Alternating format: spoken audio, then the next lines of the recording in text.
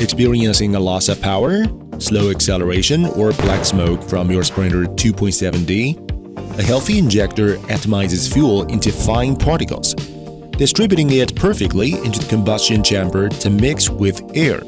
But if your van has hit the 5-year mark or 100,000 kilometers, carbon buildup and dirty diesel might have already jammed your injector's needle valve. This can cause the injector to either fail to inject the fuel or leak continuously. To solve this, you need the Vika Diesel Injector, designed for Sprinter B903 and B904 models. How do you guarantee OE performance?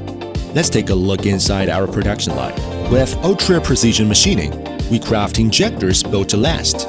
Our gasket parallelism reaches 1 micron, with a grading accuracy of 0.002 millimeters, far exceeding aftermarket standards. This ensures superior atomization. Plus, the fuel return volume is 30% lower than the original equipment, significantly boosting engine efficiency. Every single unit undergoes a 100% full inspection and achieves AA-grade cleanliness. Vika Diesel Injector bring the power back to your Sprinter. Click the link below to download our latest catalog and subscribe to Vika DPA for more professional repair solutions.